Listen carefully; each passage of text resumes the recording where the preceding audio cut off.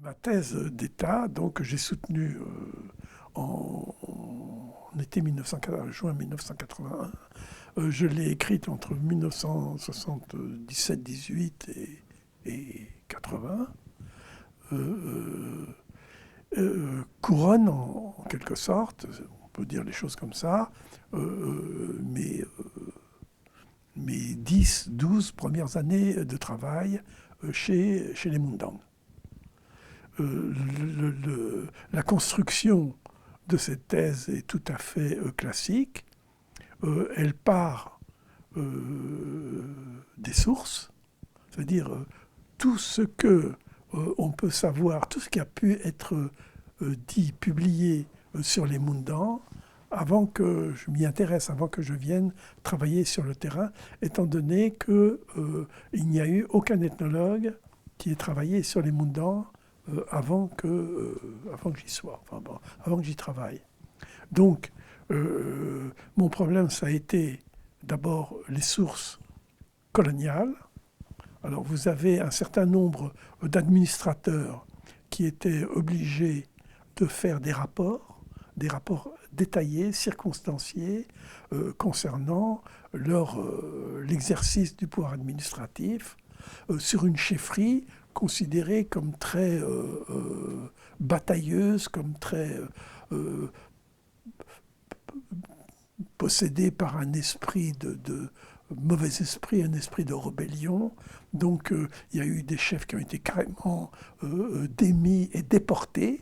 Je ne sais pas si vous vous rendez compte géographiquement, un chef de l'éré qui est envoyé au Gabon, au fin fond du Gabon, dans la forêt gabonaise, parce qu'il était considéré comme pas sûr, parce qu'il y avait à la fois des velléités de révolte populaire, comme il y en a eu un peu partout, à un moment donné, surtout autour de la Première Guerre mondiale. C'est quand même le début de la colonisation. On peut dire, pour une petite parenthèse là, on peut dire que dans l'histoire coloniale de l'Afrique, surtout en ce qui concerne l'Afrique centrale, c'est-à-dire le Tchad, une partie du Congo, le Congo Brazzaville, le Congo dit français, on peut dire que le régime colonial fonctionne vraiment avec ses normes proprement coloniales d'administration directe des populations noires par la puissance tutélaire que après la guerre de 14. D'abord, il a fallu qu'il y ait la victoire sur l'Allemagne pour qu'il n'y ait plus ce problème, disons, de dispute sur la frontière entre le Cameroun, le Nigeria et le Tchad. Vous voyez, c'est exactement là que passe la frontière entre les trois territoires, l'un aux Anglais, revendiqué par les Anglais, le Nigeria, l'autre par les Allemands, le Cameroun, et le Tchad par les Français. Donc, on est dans une période tout à fait trouble, et la colonisation est vraiment installée. Le régime est installé, je dirais presque à partir de la victoire sur l'Allemagne, je parle localement, sur les Allemands du Cameroun, et le fonctionnement du régime colonial selon ses normes propres, notamment sur la question de la culture obligatoire du coton et la levée de l'impôt et la levée de gens pour faire des corvées. Je rappelle aussi, au cas où on l'ignorerait, et on est tout à fait excusé de l'ignorer, que l'Est du Tchad, c'est-à-dire le Wadaï, a été définitivement conquis en 1924. Donc, la stabilisation, si on peut dire les choses de cette façon-là, la stabilisation coloniale du territoire tchadien date de 1924-1925. Et en 20 ans après, même pas 20 ans après, 1944, il y a la fameuse déclaration de Gaulle à Brazzaville qui fait que les gens qui réfléchissent un peu, qui ne sont pas complètement abrutis, savent que l'Afrique ira vers l'indépendance, tôt ou tard. On ne sait pas quand. Il faudra attendre 1944 à 1960. Mais en tout cas, on y va. Donc les gens le savent. Donc le régime colonial est à la fois très fort. En très peu de temps, il a imposé une marque absolument indélébile, mais en même temps, ça a été, d'un certain point de vue, très court. Hein. Donc ma recherche, ça a été d'avoir le maximum d'indications sur la période précoloniale. C'est-à-dire les indications données par les administrateurs étaient très utiles, très importantes, et eux-mêmes, évidemment, cherchaient à savoir d'où venait l'état des sociétés dans lesquelles, l'état dans lequel ils trouvaient ces sociétés au moment où ils la mettaient sous leur administration, sous leur autorité. Mais ils n'avaient pas la distance que nous avions, les chercheurs, à partir de notre époque à nous, c'est-à-dire très peu de temps après l'indépendance, mais après l'indépendance. Et par exemple, en ce qui concerne le Tchad, c'est la littérature allemande qui a joué le plus grand rôle, puisque cette partie-là a été dominée par les Allemands. Et il y a eu la colonisation allemande du Cameroun avec un K, n'est-ce pas? Alors donc, Heinrich Barth, dont je parlais, Travels and Discovery in Africa, que vous avez là devant vous.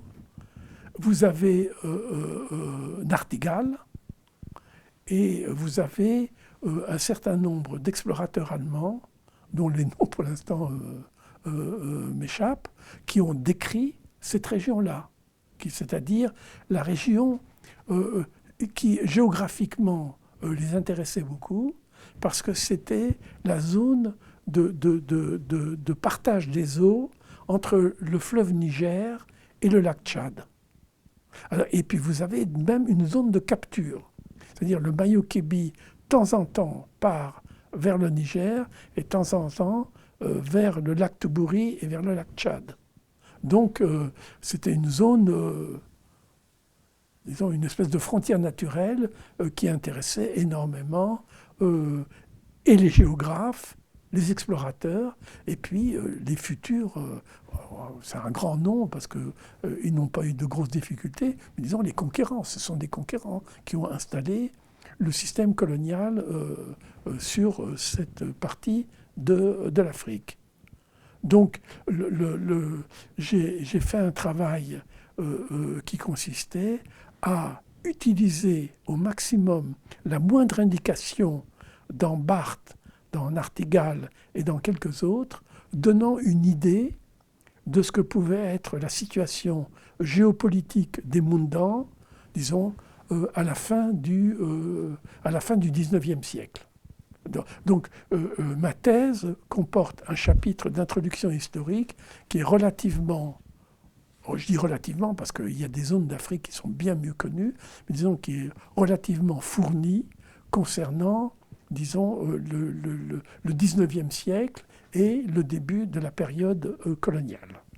En faisant mes calculs et en étudiant la dynastie telle qu'elle est présentée par les grands notables de la cour du roi de Léré, j'ai pu remonter, je parlais du mythe de Damba, le fondateur de la royauté, celui qui a échangé de la viande avec des jeunes filles contre de l'eau pour sa soif.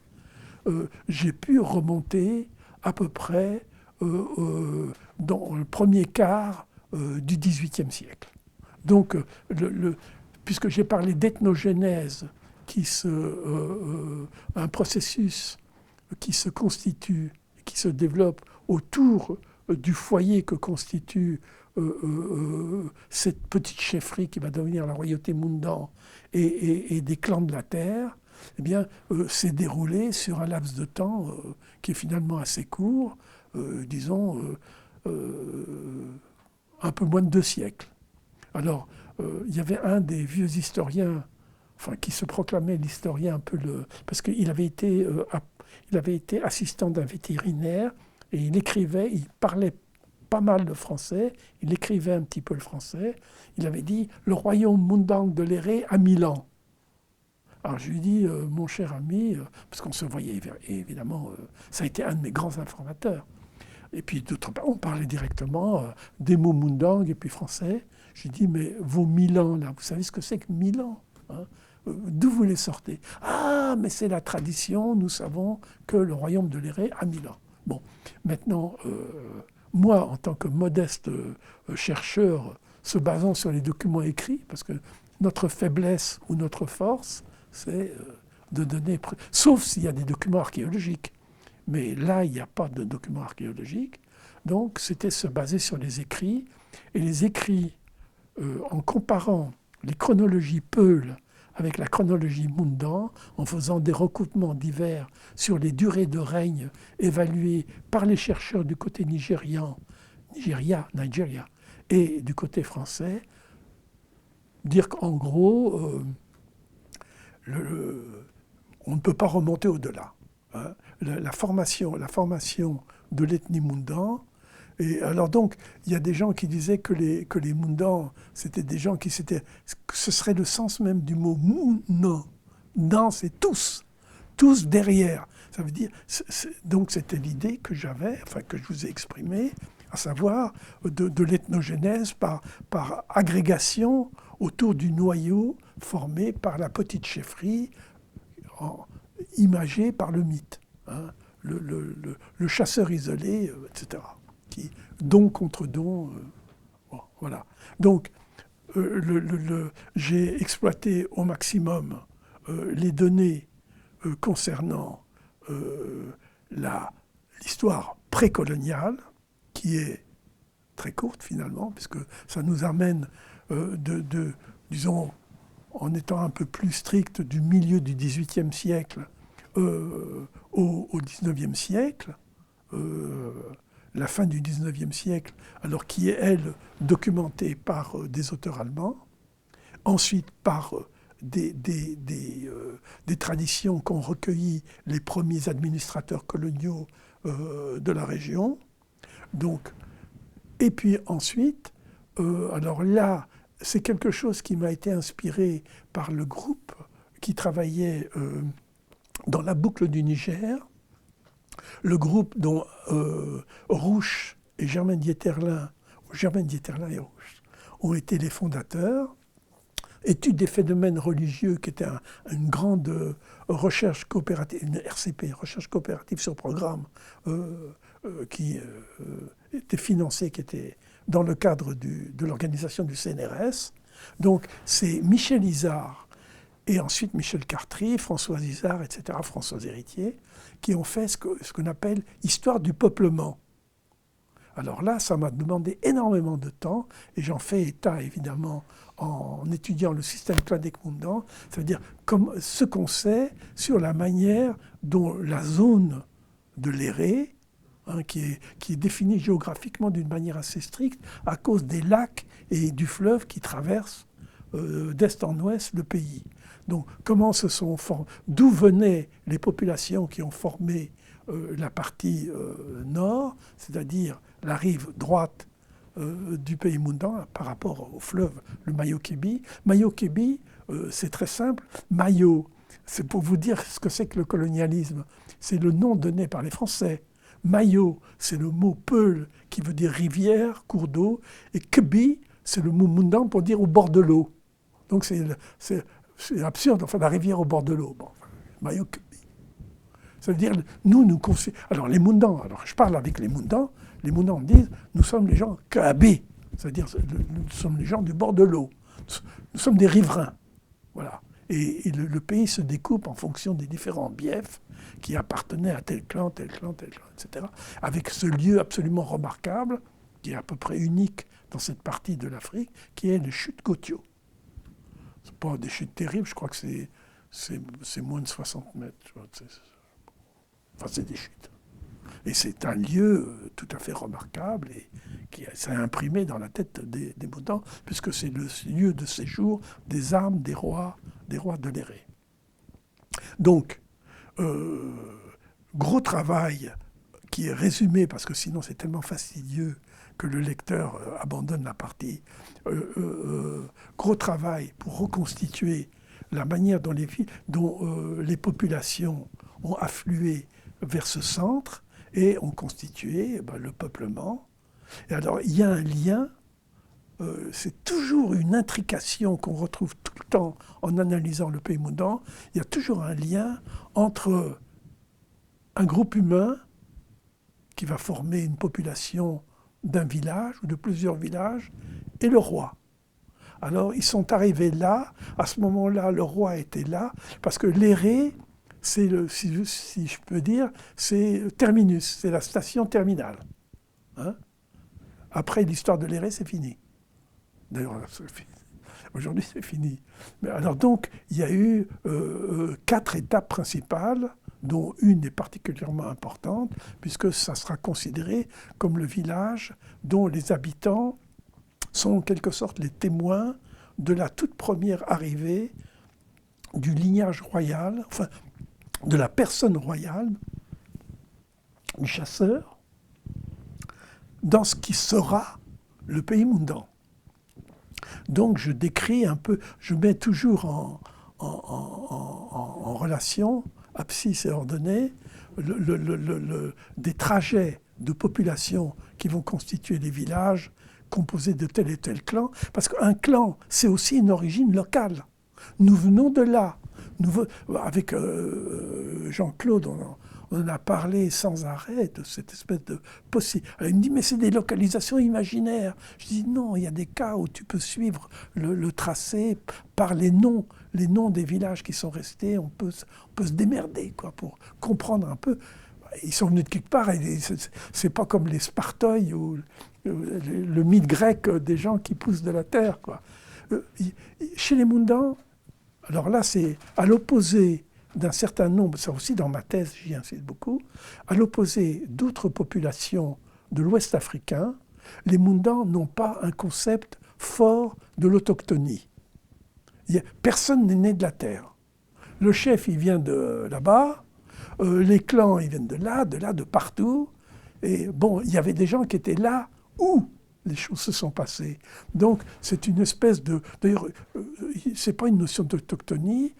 Les gens de la terre, ça veut dire que ils ont fait un pacte avec les Tchorchinri, avec les génies de lieu. Or, le génie de lieu, il est non-humain, transhumain, extra-humain. Donc, ça n'a rien à faire... Par contre, les Mozouli, eux, ont affaire avec les humains, puisqu'ils résultent d'un processus d'ancestralisation. Donc c'est toute autre chose. C'est pour ça que j'ai opposé ces deux catégories externes, extérieures à la personne humaine, au corps humain, qui sont les Chinri et les Mozouli. Bon.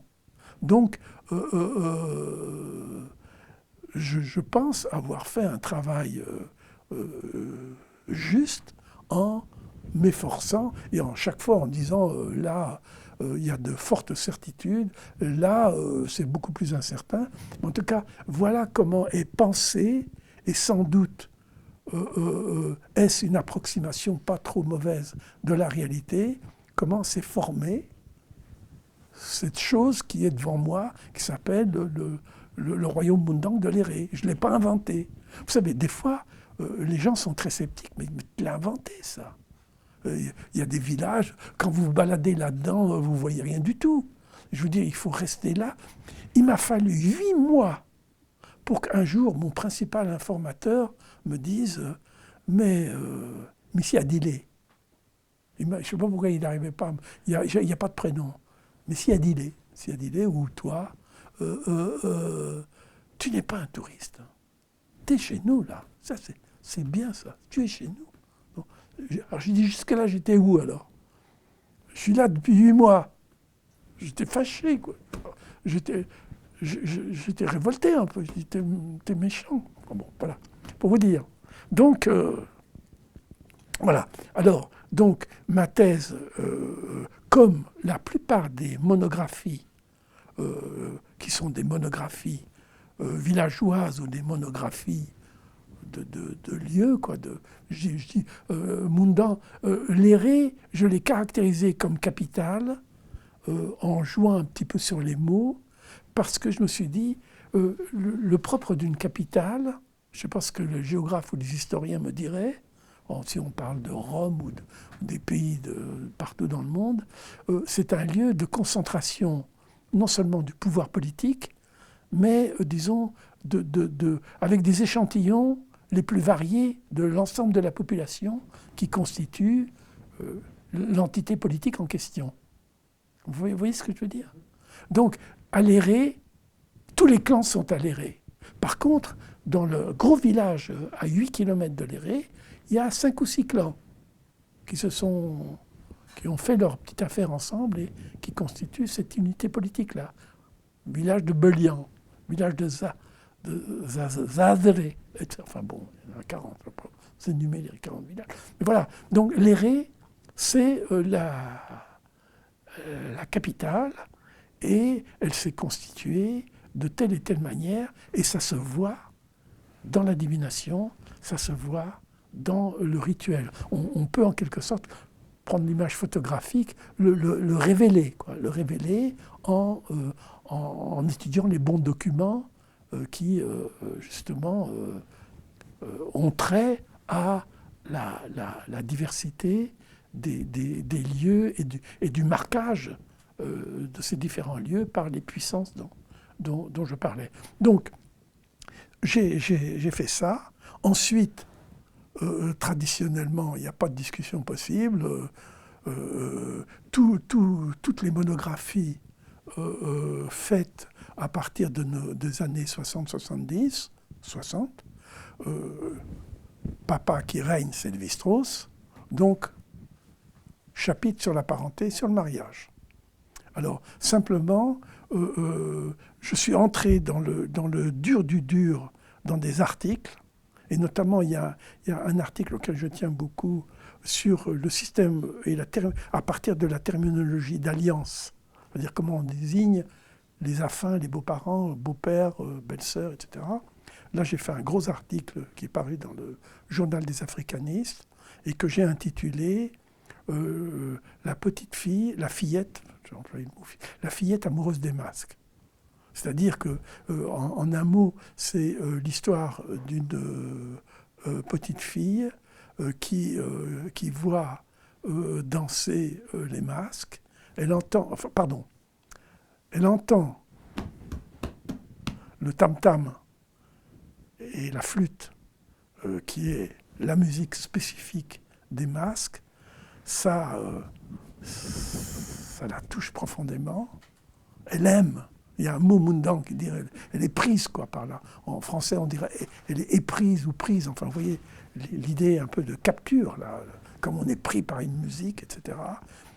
Et elle s'avance, elle s'approche d'une clairière, parce qu'il y avait des rideaux d'arbres, elle s'approche d'une clairière, et elle voit des garçons nus en train de travailler, de préparer leur masque pour enfiler. Enfin, en un mot, si vous voulez, le masque, il est fait de plusieurs parties de fibres causées ensemble. Alors, vous avez la partie basse, une espèce de longue jupe. Vous avez sous la jupe une espèce de culotte. Et puis, vous avez une camisole. Et puis ensuite, quelque chose qui couvre le chef. Tout ça en masque de fibres, plus une partie en bois. Elle voit ça. Donc, qu'est-ce qu'elle voit? Elle voit le masque et elle voit la personne qui va... Alors que le masque n'est pas une personne qui porte un masque, c'est une force véhiculée par le masque lui-même. Donc, le chef de la société des masques du coin, le village n'est pas spécifié, disons c'est un grand village, attrape la jeune fille et lui disent tu as fait quelque chose que tu ne dois pas faire, quelque chose qui est absolument interdit et encore plus interdit aux filles. Alors elle dit oui, mais mes parents voulaient me marier à quelqu'un que je ne voulais pas, et je me suis dit vous seul, vous pouvez me sauver. Alors, le chef des masques dit oui, mais tu le payeras de ta vie. Donc, la fille est sacrifiée et alors il y a un très beau, une très belle phrase très poétique sur la jeune fille qui devient le masque qui est au fond des eaux, qui est au fond de l'eau. Et on dit que c'est la puissance, ça devient l'esprit de l'eau, puisqu'on est au bord du lac de Léré. Je pourrais vous le montrer, on voit très bien sur ordinateur grâce à Earth, Google Earth. Hein. Tous les jours, je regarde Léré des fois. Parce que c'est formidable hein, sur Google. Et donc, je vois l'évolution du village, vous ne pouvez pas imaginer. Et oui, parce qu'il y a 2300 habitants au moment où je travaille, il y a 25 000 aujourd'hui. Donc, bon, c'est l'horreur. Et donc, la fille est transformée en masque. C'est un des modèles de l'apparition, de la naissance d'un masque. Alors, les parents viennent, ils vont pour, comme ils disent en temps moderne, lui porter plainte, je vais vous porter, on dit comme ça en francois, je vais vous porter plainte, je veux dire, je vais porter plainte contre vous.